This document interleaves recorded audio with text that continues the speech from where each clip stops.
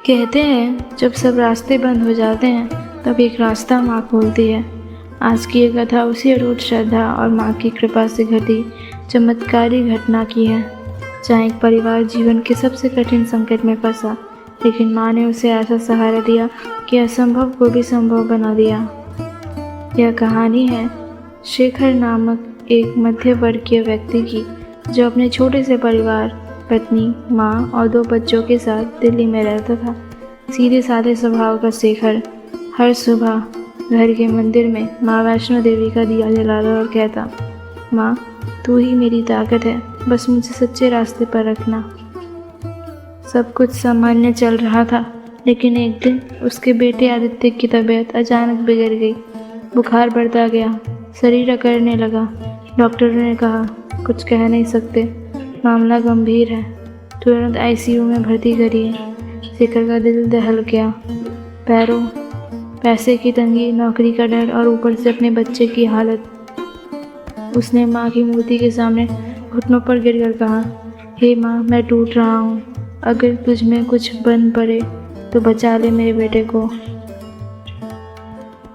रात को शेखर अस्पताल की बेंच पर बैठा सो रहा था। चारों ओर अजनबी चेहरे, बेजान दीवारें और आईसीयू के अंदर उसका 8 साल का बेटा जो मौत से लड़ रहा था। शेखर की आंखें बंद हो गई। उसे एक सपना आया। एक महिला लाल वस्त्रों में, सिर पर मुकुट, आकर कहती, बेटा चिंता मत कर, मैं आ गई हूँ, अब तेरा संकट टल जाएगा। शेखर की आँख खुली। उसने सोचा शायद भ्रम था, लेकिन मन के भीतर एक गहरी शांति थी। अगली सुबह डॉक्टर दौड़ते हुए आए और बोले, हमें चमत्कार कहना चाहिए, बच्चे की हालत अब स्थिर है, उसे होश आ गया है। शेखर दौड़ता हुआ आईसीयू में गया। बेटा मुस्कुरा रहा था। वो बोला, पापा रात को एक लाल साड़ी वाली माँ आई थी, उन्होंने मेरा सिर सहलाया और बोली अब वो ठीक हो जाएगा। शेखर की आंखें भर आई। उसने माँ की तस्वीर को अपने सीने से लगा लिया। कुछ ही दिनों में आदित्य पूरी तरह ठीक हो गया। शेखर ने कोई प्रचार नहीं किया, बस अपनी आस्था और श्रद्धा को और भी मजबूत कर लिया। उसने हर शुक्रवार एक दिया जलाया शुरू किया, माँ की कृपा का धन्यवाद कहने के लिए। अब जब भी मोहल्ले में किसी को कोई संकट होता, लोग कहते, माँ वैष्णो को याद करो, वो संकट हरती है। शेखर की कहानी सबूत है। आदित्य की बीमारी के बाद शेखर को नौकरी में पदोन्नति मिली, घर की आर्थिक स्थिति सुधरी, माँ की तबीयत भी चमत्कारी रूप से ठीक हो गई। शेखर जानता था यह सिर्फ मेहनत या दवाई का असर नहीं, ये माँ की कृपा थी। उसने हर साल माँ वैष्णो देवी की यात्रा का संकल्प लिया और आज तक वो हर साल त्रिकुट पर्वत पर जाकर माँ को धन्यवाद करता है। कभी कभी हम सोचते हैं क्या माँ सच में सुनती है? उत्तर है हाँ, लेकिन वो हमारी बात नहीं, हमारे भरोसा सुनती है। जब हम टूटने के बाद भी माँ का नाम नहीं छोड़ते, तब माँ एक साधारण क्षण में असाधारण चमत्कार कर देती है। तो जब भी जीवन में कोई संकट आए, आंखें बंद कीजिए और सच्चे मन से कहिए, जय माता दी।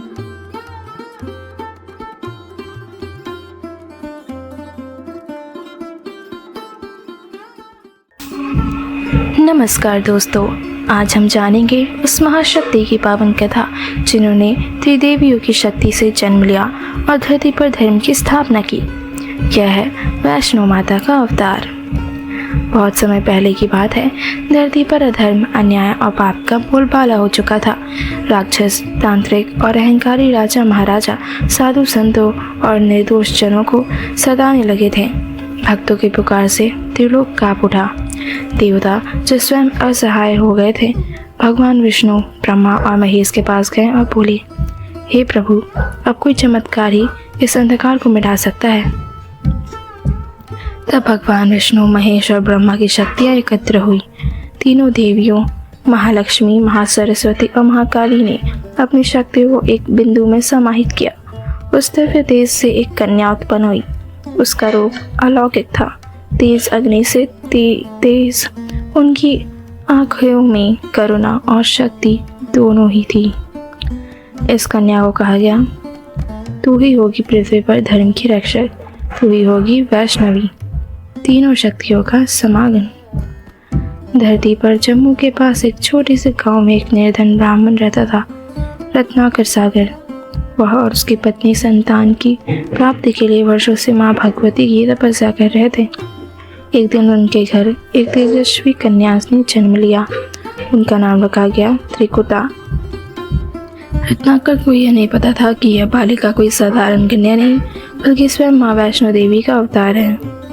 त्रिकुटा बचपन से ही साध्वी प्रवृत्ति की थी। जब अन्य बालिकाएं खेलती वह ध्यान लगाती, जब अन्य मिठाई मांगती वह फल और जल से संतुष्ट रहती। उनकी माँ अक्सर कहती, ये बच्ची अलग है, जैसे इसके भीतर कोई दिव्य आत्मा हो। एक दिन उन्होंने अपने पिता से कहा, पिताजी, मैं तप करना चाहती हूँ, मुझे संसार के माया जाल से कुछ लेना देना नहीं। रत्नाकर स्तब्ध रह गए, पर उसकी आंखों में दिव्यता देखकर उन्हें अनुमति दे दी।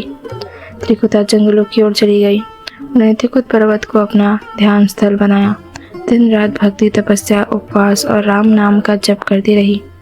उनकी भक्ति इतनी गहन थी कि जंगल के पशु पक्षी भी उन्हें नुकसान नहीं पहुंचाते थे। सभी उन्हें माँ की तरह देखते थे। त्रिकुटा की भक्ति से भगवान विष्णु प्रसन्न हुए और प्रकट हुए। उन्होंने कहा, हे कन्या, तुम्हारी साधना ने मुझे आकर्षित किया है, मांगो क्या वर चाहिए। त्रिकुटा ने हाथ जोड़ कहा, हे प्रभु, मैं आपको ही अपना जीवन साथी मानती हूँ, आपको ही पाना चाहती हूँ। भगवान विष्णु मुस्कुराए, इस जन्म में नहीं, लेकिन जब मैं राम के रूप में जन्म लूँगा तब तुम्हें स्वीकार करूँगा।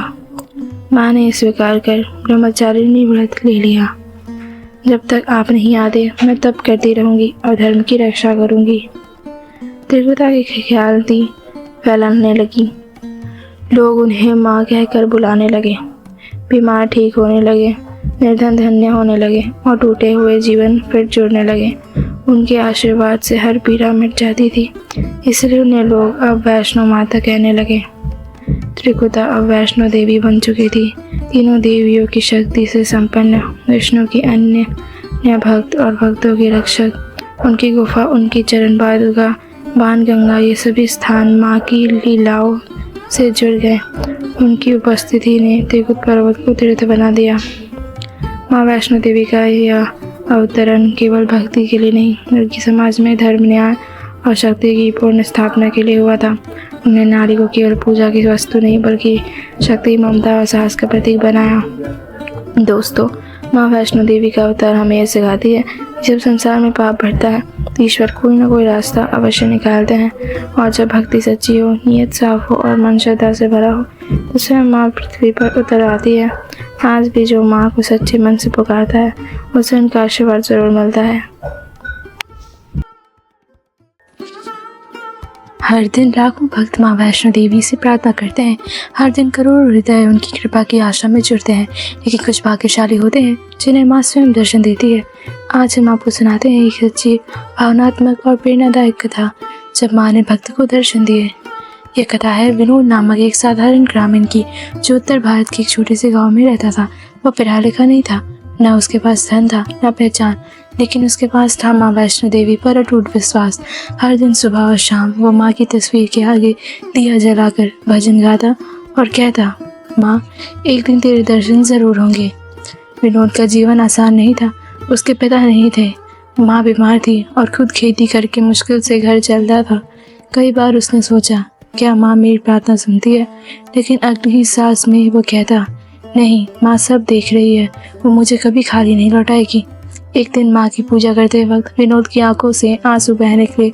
उसने प्रण लिया, अब मैं पैदल माँ के दरबार जाऊंगा, चाहे रास्ता कितना भी कठिन क्यों ना हो। बिना पैसे, बिना तैयारी, सिर्फ माँ का नाम लेकर वो निकल पड़ा जम्मू की ओर। रास्ते में लोग हंसते, कहते ये पागल है, इतनी दूर कैसे जाएगा, लेकिन वो बस कहता, माँ बुलाएगी तो रास्ता खुद खुलेगा। पैदल चलते हुए विनोद को बुखार हो गया, शरीर कांप रहा था, भूख से पेट जल रहा था। वो एक पेड़ के नीचे बैठ गया और कहा, माँ, अगर तू सच में है तो मेरी परीक्षा यही खत्म कर।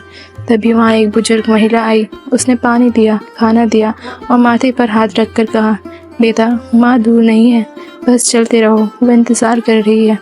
विनोद ने आंखें खोली। महिला जा चुकी थी। वो समझ गया, माँ स्वयं आई थी। आखिरकार 14 दिनों की कठिन यात्रा के बाद विनोद त्रिकुट पर्वत पर पहुंचा। शरीर थका था लेकिन मन शांत था। गुफा में प्रवेश करते वक्त उसके कदम कांपने लगे, आंखों में आंसू भर आए। जैसे ही उसने पिंडियों के दर्शन किए, उसका शरीर खुद ब खुद जमीन पर गिर गया। माँ, मैं आ गया, अब तू चाहे तो यही जीवन पूरा कर दे।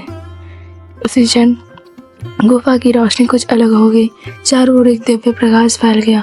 विनोद को लगा कि 3 नारियां सफ़ेद, लाल और पीले वस्त्रों में उसके सामने खड़ी है। वो तीनों मुस्कुरा रही थी। विनोद स्तब्ध रह गया। माँ की आवाज़ सुनाई, तू सच्चा है बेटा, तेरी भक्ति ने मुझे बांध दिया। माँ कभी अपने सच्चे भक्तों से दूर नहीं होती। वो बेहोश होकर गिर पड़ा। जब होश आया तो पुजारी पास खड़े थे। उन्होंने कहा, तू भाग्यशाली है, तेरे चेहरे पर माँ के दर्शन का तेज साफ है। विनोद ने किसी से कुछ नहीं कहा। वो चुपचाप गाँव लौटा, लेकिन अब उसकी आंखों में एक अजीब सी चमक थी। चेहरे पर स्थायी शांति थी। लोगों ने देखा, उसके खेत हर साल दोगुनी उपज देने लगे। उसकी माँ चमत्कारी रूप से ठीक हो गई। उसका घर आस्था का केंद्र बन गया। विनोद की तरह हर सच्चे भक्त को माँ ने कभी दर्शन जरूर देती है, कभी सपने में, कभी किसी के रूप में, कभी चमत्कार के जरिए। ज़रूरत से भरोसे की है, क्योंकि माँ को देखने के लिए आंखें नहीं, दिल में भक्ति चाहिए। श्रद्धा से बोलिए, जय माता दी। जब संसार में अधर्म बढ़ता है, जब निर्दोषों पर अत्याचार होता है, जब पाप की शक्ति दिन पर दिन उग्र होती है, तब देवी माँ कोई न कोई रूप लेकर उस पाप का नाश करने स्वयं पृथ्वी पर अवतरित होती है।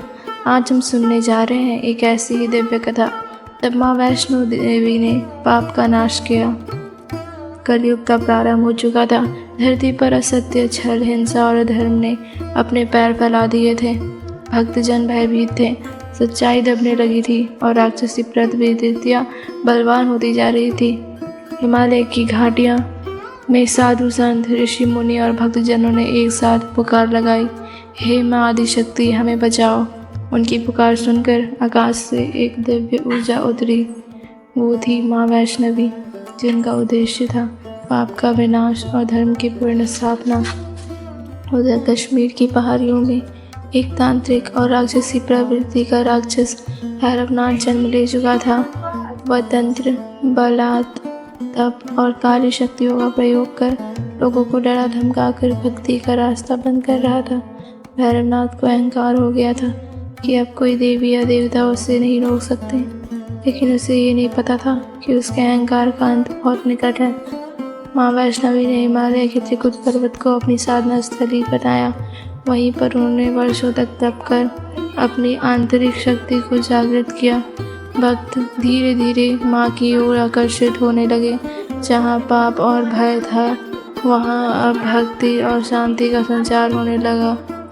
यह बात भैरवनाथ को चुभने लगी। उसे लगा कि माँ का प्रभाव उसके काले साम्राज्य को नष्ट कर देगा।